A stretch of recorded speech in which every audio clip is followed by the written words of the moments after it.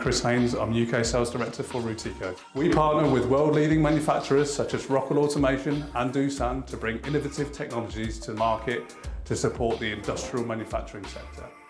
Today we have engineering students from Bedford College here getting hands-on experience with control systems and collaborative robots, which they'll be using if they choose to pursue an engineering career in the industrial sector. Hi, I'm Lynn Siggins. I'm one of the technology consultants here at Rockwell Automation. We have about 500,000 products, hardware and software, and just going through some of the typical applications, solutions, usage of the product, how they program, and how they can further their careers as well in the world of automation and control.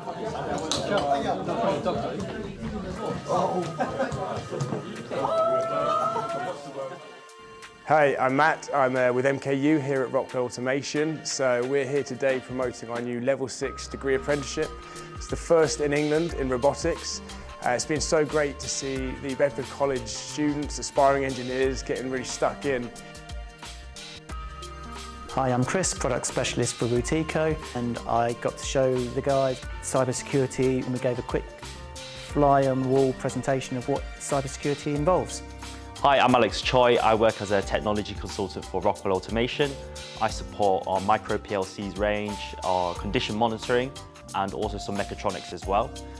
My session is based on micro PLCs, so our micro 800s, and really giving them an overview and introduction into PLC programming, and also a little bit on HMIs as well.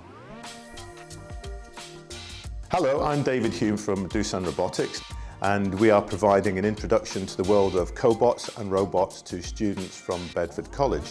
That's what is a cobot, how can it be used, and what's the benefit to a manufacturer within industry. So this has been a great opportunity for Rutico to collaborate with Bedford College, Cranfield University, and of course Rockwell Automation. Showcase what we do and who we are as an employer as well. And thank you to Charlotte for organising it. So how's today been?